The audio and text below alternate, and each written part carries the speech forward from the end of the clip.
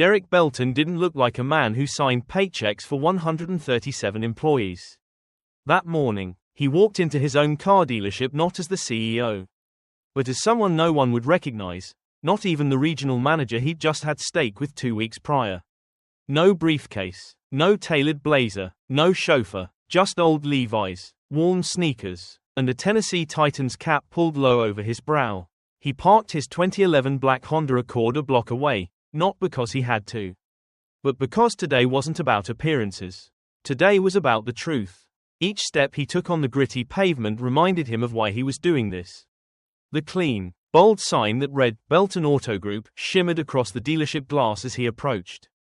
And for a moment, he paused. That was his name, but what was happening beneath it? Rumors had turned into whispers, and whispers into complaints, customers being sold warranties they didn't understand, payments that didn't match what was agreed upon.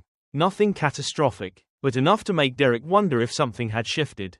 This dealership in Charlotte, Tennessee had always been one of the busiest, a solid, trustworthy place for working families to buy mid-range cars. At least, that's what he believed. As the showroom doors hissed open, a familiar scent of coffee and fresh leather filled the air. A soft chime rang above his head, but no one looked up. Not a greeting, not even a glance. 3 sales desks sat in order. 2 salesmen joked near the water cooler. A receptionist scrolled through her phone, chewing gum, disconnected from the space around her. Derek wandered silently, absorbing everything. The service bay was quiet and efficient, the techs focused and diligent, nothing alarming there. The waiting area showed a father flipping through a magazine while his daughter, lost in a cracked iPad, kicked her feet in rhythm with the silence. Still, no one acknowledged Derek. He drifted toward the wall of Camrys where a salesman was speaking to a couple in a tone that was loud, pushy, too practiced. This price only lasts today, the man insisted. The pitch was all pressure. No patience, not how Derek had trained them. But it was around the corner, near the used inventory office. That something inside him stopped cold. A young mother stood nervously, thin jacket barely warming her, a baby carrier tugging at her shoulder. She held a worn envelope, eyes darting between it and the salesman towering over her. He spoke with confidence, too much of it. He promised coverage that didn't exist, quoted a fee Derek had personally removed from all contracts years ago. VIN etching, he said, the lie slipping out like second nature. Derek's heart sank. It wasn't anger that filled him, but something heavier. This woman had likely scraped together every dollar to be here. She deserved honesty. She deserved respect. But what she got was a pitch, smooth, calculated, and deeply dishonest. Derek didn't move. He just stood there, a man invisible in his own kingdom, realizing something had gone terribly wrong. And he wasn't ready to reveal himself yet, not until he saw just how deep the rot went. Derek stepped back into the shadows, heart pounding, not with rage, but with a deep, aching disappointment. This wasn't just a rogue salesman cutting corners.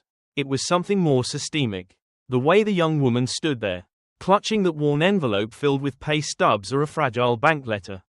The way she tried to hide her nerves behind polite nods and tight smiles, it broke something in him. Her baby squirmed gently in the carrier, letting out soft whimpers, but she barely reacted. Her focus was entirely on the man in the navy blazer, who never missed a beat. His voice was smooth like glass, gliding through lies with a salesman's charm. Full coverage for 3 years, he said, bumper to bumper, even the air conditioning. It wasn't true, and Derek knew it. He had rewritten the contracts himself, to be honest, to be clear, to make sure no one walked away confused or misled. The $895 fee, a fabrication, pre-delivery inspection, anti-theft etching, the man claimed, stacking jargon like building blocks to justify a lie. Derek ducked behind a rack of brochures near the finance office, watching the performance unfold. The woman nodded, her grip tightening on the envelope like it was a lifeline. Her eyes flicked toward the exit, hesitating, calculating, afraid, but the salesman, Brent, leaned in closer, his tone softer now, more intimate, like he was doing her a favor. Don't worry about credit checks, he whispered. I know how to work the system. I'll get you into something today, even if we have to get a little creative. Derek felt his jaw tighten. This wasn't salesmanship, this was manipulation. He turned away for a moment, unwilling to let her feel his eyes on her. Instead, he walked toward a teenage boy standing near a pre-owned SUV. Twice. A salesman walked past the kid and didn't even say hello. Derek stepped beside the boy and gently asked, "You looking at this one?" The boy glanced up, surprised, then nodded. "Yeah, maybe. My aunt's outside parking. Her car broke down last week." Derek smiled slightly. "You know what kind of engine it has?" The boy shrugged. "Not really. She just wants something safe." And there it was. Another customer overlooked. Another opportunity missed. Not just to make a sale, but to make someone feel seen. Derek kept moving, each interaction revealing more of what had been lost. At the receptionist's desk, he stood silently for nearly 30 seconds before she looked up, barely acknowledging him. When he said he was just browsing, she waved vaguely toward the floor and returned to scrolling. No care, no pride, no curiosity. The only warmth he had felt came from a young lot attendant named Trevor, who had offered him water and a brochure without being prompted. When asked how he liked working here, Trevor hesitated, then admitted quietly, "People can be rude, not just customers. Even managers. But I keep to myself." And when Derek asked if the customers were treated fairly, Trevor looked down and simply said, "Most of the time." It wasn't bitterness in his voice, it was truth. Unpolished, unprotected. That's when Derek knew what he was seeing wasn't just a few bad habits. It was a culture that had drifted far from the one he built. And it was time to confront it. Just as Derek was about to turn away and process the weight of what he'd already witnessed, he heard that laugh, the salesman again. Brent Collar, his name now burned into Derek's memory like a bad scar. Brent's voice echoed lightly down the glass hallway, and Derek instinctively turned, his eyes narrowing as he spotted him leading the young mother, Monique, toward a side office. Her body language spoke volumes. She clutched the baby's carrier a little tighter, her envelope of fragile hope still in hand, her steps small and hesitant like someone wading into unfamiliar water. Derek followed from a safe distance, careful not to make her feel watched.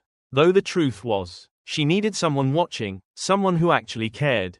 Brent stopped at the office door and pulled out a file, his voice dripping with forced reassurance. "Now it's gonna look high. But don't panic," he said smoothly. "I'll work it down once I get your info into the system. This is how we start."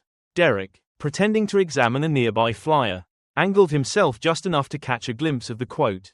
What he saw twisted his stomach: warranty fees padded with fluff, dealership charges inflated beyond reason, and that same dead ghost of VIN etching making another appearance. None of it was standard. None of it was approved. It was a magic trick disguised as a deal. Monique settled into the office chair, gently placing her baby's carrier beside her as the child let out another faint whimper. Brent didn't even glance down. His eyes were fixed on the paperwork, his hands highlighting, flipping, circling with a rhythm that suggested this was muscle memory, something he'd done too many times to count. "So," Brent said, "we're going to structure this to keep your monthly under $350. Sound good?" Monique gave a cautious nod, her eyes searching the page like it might suddenly betray her. "What's your name again?" Brent asked, barely looking up. "Monique," she said quietly. "Monique Ellis." Derek stood just outside the room, back against the wall, pretending to admire a display of pre-owned certifications. But he was listening to every word. "You're approved for a 2019 Corolla," Brent said brightly. "Excellent condition, low mileage, a big win." He layered on the pitch like icing, smooth and polished, telling her she'd get full coverage, roadside assistance, peace of mind. But Derek's hands curled into fists by his side. There was no such plan. And that quote was laced with fiction. Monique, still processing, asked in a soft voice, "Do you think I can come back tomorrow? I just want to make sure I understand everything first." Brent's expression shifted, just a flicker, but it was enough for Derek to see. His jaw tightened for a second, but he recovered like a performer slipping into the next scene. "I totally get that," Brent said, "but here's the thing, this car's got 2 other buyers waiting. One even test drove it this morning. I can't promise it'll still be here tomorrow. You don't want to lose out over something small, do you?" Monique blinked, caught in the emotional crossfire, her fingers twitching over the envelope. She opened her mouth to speak, but Brent leaned in, lowering his voice even further. "Listen," he said, almost like a secret. "I've seen people walk away thinking they'll sleep on it, and then it's gone. They end up stuck with something worse, more expensive. You deserve better, and this is better." And that was it. That was the final straw. Derek stepped into the office. Not angry, not loud, but with a quiet authority that made the room freeze. "That doesn't sound like the protection plan we offer," he said calmly, and just like that, the mask started to crack.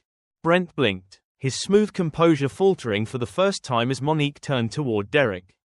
Startled by the quiet authority in his voice, Brent tried to recover quickly, chuckling with forced confidence. "Excuse me," he said. But Derek stood firm, repeating the words with calm precision. "That plan you're describing doesn't exist. Not like that." Brent's smile thinned, his eyes flicking over Derek as if trying to place him, sizing him up like just another troublemaking customer. "You work here?" he scoffed. "Something like that," Derek replied. Brent huffed, puffing up his chest. "Look man, I've been here 4 years. I know these packages inside and out." Derek didn't flinch. Instead, he calmly pointed to the paper on the desk. "Show me where it says full electronics coverage. Show me where VIN etching is required. Show me the breakdown." Brent hesitated for a second too long, his facade beginning to crack. Before stammering, "It's in the system, finance will explain it better." But Derek shook his head slowly, his tone sharper now, firmer, undeniable. "No, you explain it. Right now." In front of her, Monique stood up then, gently lifting her baby as if shielding her child from the tension in the air. Her face flushed with confusion, embarrassment, and an edge of fear that she had been lied to. Fear that she had almost signed something that could wreck her already delicate stability. Brent's face turned red, his voice trembling now with frustration. "I don't have to deal with this, you're not even," he didn't finish. Because just then, the general manager appeared at the edge of the doorway, eyes wide and voice shaking slightly as he said, "Mr. Belton." Brent froze, his mouth falling open. Silence swallowed the room like a tide rushing in. Derek didn't smile, didn't blink. He turned back to Monique, his voice soft, yet so steady it felt like a foundation. "I'm sorry, this is not how we treat people. Not under my name." But the reckoning wasn't over. Not yet. The room shrank with the weight of what had just been revealed. The lies laid bare beneath fluorescent lights. The air buzzing with the aftermath of deception exposed. Brent's swagger, once so smug and sure, dissolved like mist on glass. And Monique, still clutching her child and the envelope of her hopes, looked between the two men as if realizing she'd walked into something far deeper than just a bad car deal. Derek turned to the general manager and spoke in a low voice that carried undeniable authority. "I need a conference room." Now, the manager, Jeff Lawman, red-faced and shaken, nodded quickly, gesturing down the hallway without a word. Then Derek looked back at Monique, his tone gentler now, more personal. "Please come with me, I want to make this right." She hesitated, her body tense, her instincts still on high alert. But something in his voice, the sincerity, the weight of a man whose name hung above every door in this building, made her follow. Her baby fussed softly as they walked, and the entire dealership seemed to hold its breath. Conversations stopped, heads turned, eyes watched, but no one spoke. Derek wasn't just facing a salesman, he was facing the rot that had crept into his business unnoticed. And he wasn't going to fix it with one apology or one firing. This was about something bigger, something deeper. As they walked toward the back of the building, toward the truth, the silence behind them felt like the beginning of a reckoning. Inside the small, glass-walled conference room, the tension was thick enough to weigh down the air. Derek pulled out a chair for Monique, his gesture deliberate and quiet, the kind of respect that didn't ask for recognition but demanded it be given.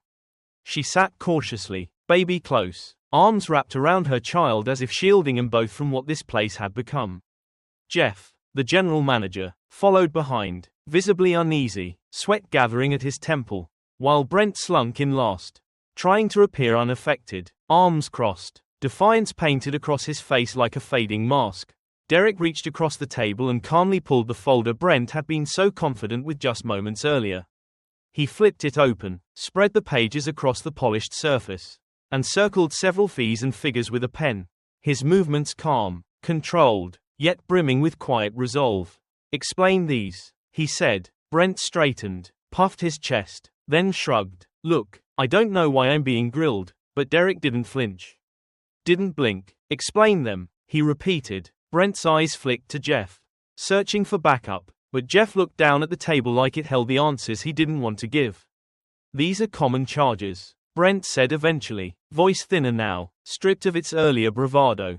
Everyone includes them. Derek leaned forward. Do you have a document that shows these fees are approved? Brent faltered. They're in the system. Derek's voice hardened, sharp and clear. No, they're not. I helped rewrite the system. Every word was a scalpel cutting through layers of deception. VIN etching was discontinued in 2021. Powertrain coverage is limited to 5 years, not the full protection you promised. And that's over $2,000 in fake fees to a woman just trying to buy a safe car for her baby. Monique's hands trembled slightly, her eyes locked on the page.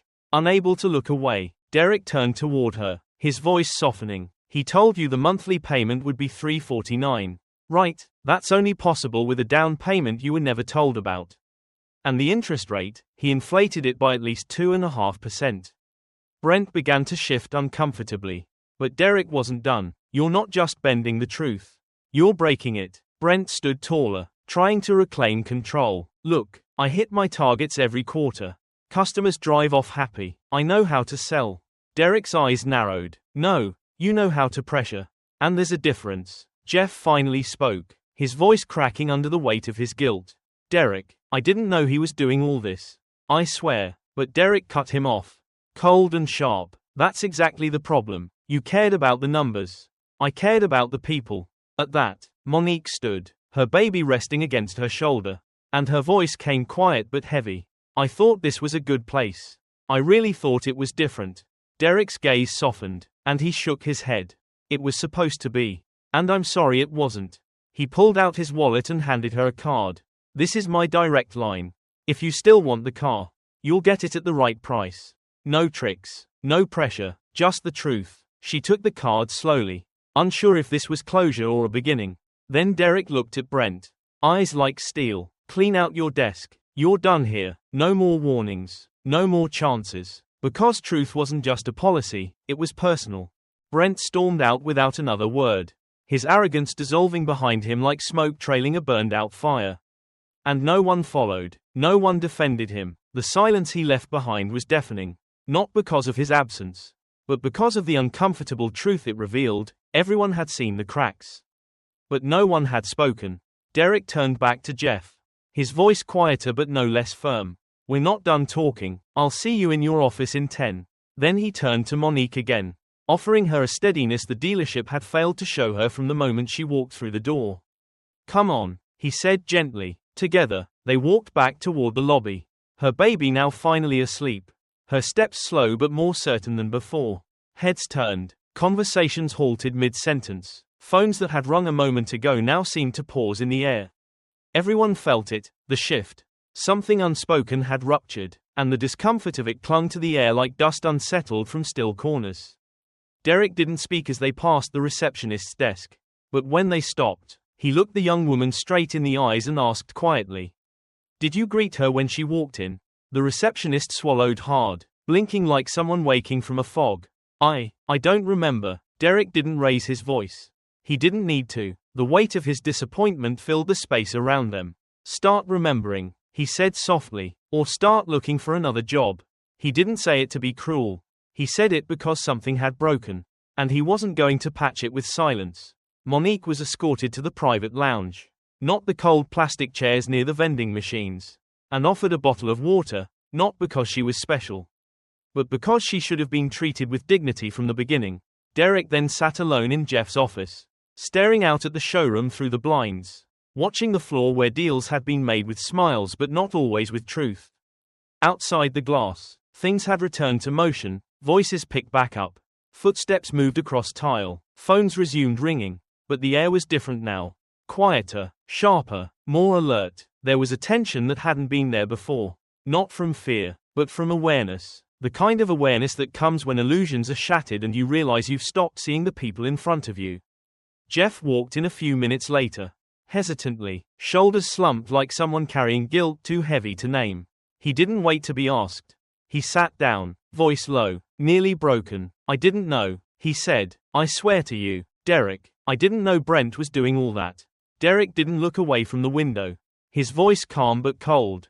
"But you knew something." He turned slowly to face Jeff, eyes searching not for excuses, but for truth. "You knew complaints were rising. You knew the deals were getting more aggressive. You knew customer satisfaction dropped last quarter. And you blamed it on survey errors instead of asking why. Jeff didn't answer because he couldn't. Not honestly. Derek leaned forward, elbows on the desk like he used to in the early days. When everything still felt human. What happened to what we built here? He asked. I thought we were doing okay. Jeff murmured. The numbers were strong. Turnover was low. I figured maybe the industry just changed a bit. Derek shook his head slowly. Voice sharp with heartbreak more than anger. The industry didn't change, Jeff. We did. We forgot why people came here in the first place. We stopped treating buyers like human beings, and started treating them like numbers. And that was the truth that hurt most. Jeff sat in silence, the words lingering in the air like dust that refused to settle. And Derek didn't look away. He let the silence stretch. Let the weight of those forgotten values sink in before finally speaking again. We need to clean house, he said, and his voice didn't rise, it sank deep. Not just by firing Brent. I want every deal from the last 90 days reviewed. Every single one. If anything wasn't explained clearly, I want it refunded. No hiding behind fine print. No pushing it to finance. Make it right. Jeff nodded, still quiet, but there was something different in his eyes now. Maybe it was guilt, maybe it was relief, or maybe it was the sting of finally being held accountable. Derek continued, steady and unwavering. I want one-on-ones with every salesperson. I want to hear how they were trained, what they were told to prioritize, who taught them that closing a sale mattered more than earning someone's trust. He paused, then added, and one more thing, I want Trevor in my office next week. Jeff blinked, confused. Trevor, the lot kid? Derek nodded. He's one of the only ones who actually looked a customer in the eye today. That matters. And it did, because somewhere in the sea of numbers, contracts, quotas, and upsells, someone like Trevor, a young man barely out of high school, handing out brochures and offering water, had managed to hold on to something rare, empathy. Just then, a knock at the door pulled them from the moment. It was the receptionist, now visibly nervous, her confidence from earlier replaced by uncertainty. Mr. Belton, she said softly, the customer, Monique Ellis, she's still in the lounge. She's waiting for her ride. Derek stood without hesitation. Good, he said, get her a bottle of water. Offer her a seat in the private lounge, not those plastic chairs by the vending machine. Treat her like someone who matters. The receptionist nodded quickly and vanished. And Derek walked out of the office and back into the showroom. The weight of the day pressing against his spine but not slowing his steps. He passed desks where heads turned but mouths stayed shut. Past employees who avoided his eyes. Who knew something fundamental had just shifted. There, in the far corner, Monique sat quietly, baby asleep beside her, her face a mixture of exhaustion and guarded hope. Derek approached gently, the way someone would approach a person who had every reason not to trust. I know this was a lot, he said softly, more than you bargained for. She looked up at him, tired but not broken, and offered a faint smile. I've been through worse, she said. Derek nodded slowly. I believe you, but that doesn't mean you should have had to go through this. She shrugged, eyes distant. People lie to me all the time. At work, at stores, even at the clinic. I'm used to it, and those words, hit him harder than any accusation could. Because no one should ever be used to being lied to. Not here, not under his name. Derek looked at Monique then, not just at her face, but into the weight behind her words, and for a moment, he saw more than just a customer wronged. He saw every person who'd ever been quietly dismissed, pressured, or misled by someone with a polished pitch and a hollow heart.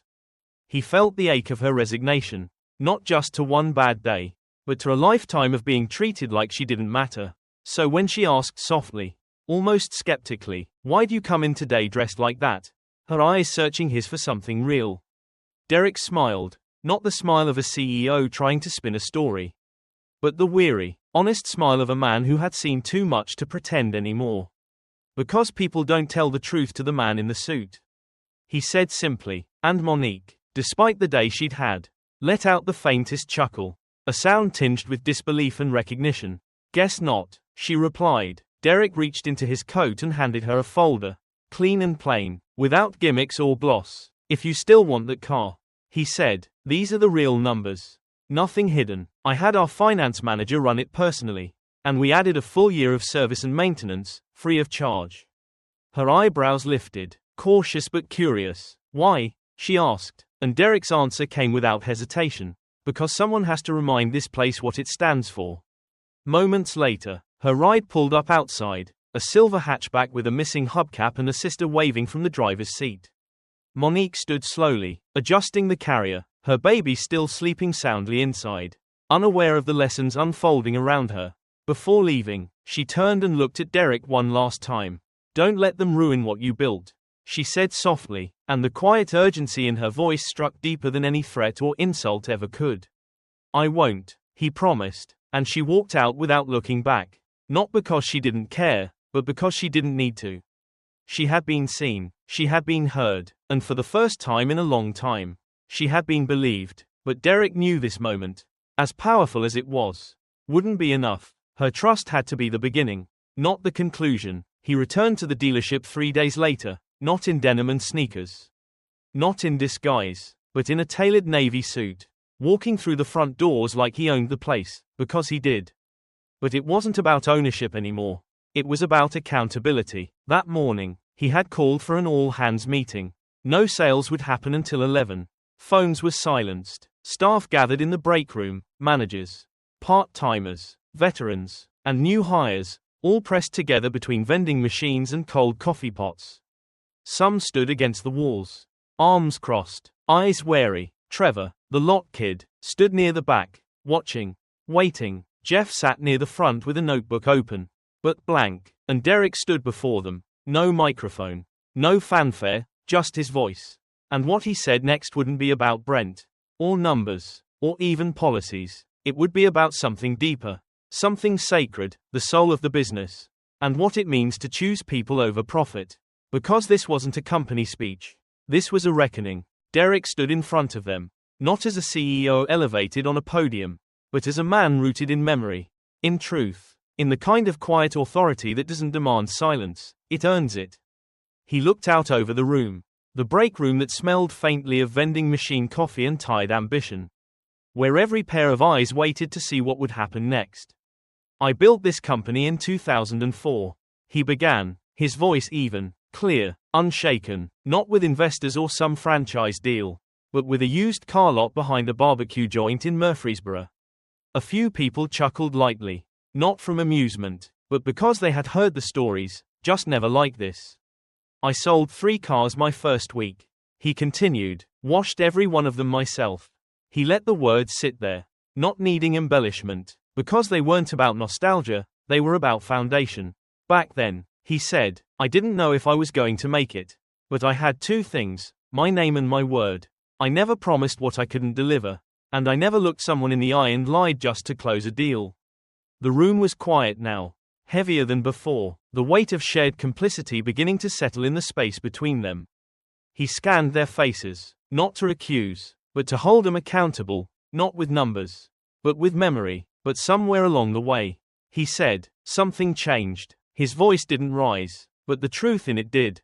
Not just one salesman, not just one mistake. It's how we let small things slide. It's how we started measuring success by closing rates instead of customer respect. How we pushed patience aside for pressure, and let people walk out of here feeling smaller than when they came in. No one spoke, no one moved, because they all felt it. The shift, the shame, the mirror. "If you've ever added a fee just because you thought you could get away with it," Derek said, his voice unwavering. "If you ever rushed a woman out the door because she didn't look like she could pay. If you've ever talked down to someone because they were too polite to push back, today is your wake-up call." There were no threats, only consequences, drawn like lines in the sand.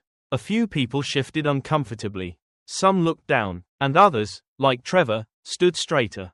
And then a voice came from the side. Hesitant but clear. It was Trevor. "Mr. Belton." Derek turned toward him, nodding slightly. "What if some of us were doing things right, but no one ever noticed?" There was a pause, a stillness, as that simple, honest question settled into the heart of the room. Derek smiled, not with pride, but with hope. "Then we start noticing," he said, and with that, he walked over and handed Trevor a small envelope.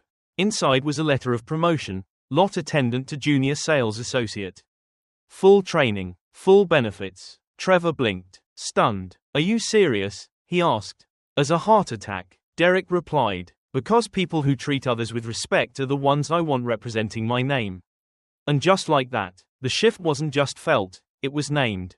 After the meeting, things moved fast. Brent's past deals were reviewed. Refunds were issued. Monique's case was turned into a training seminar. Every manager, no matter how long they'd been there, was required to attend a 3-week ethics and customer care workshop. Because Derek didn't want to rebuild his business on apologies. He wanted to rebuild it on people. And that started with listening to the ones who had always done the right thing, even when no one was watching.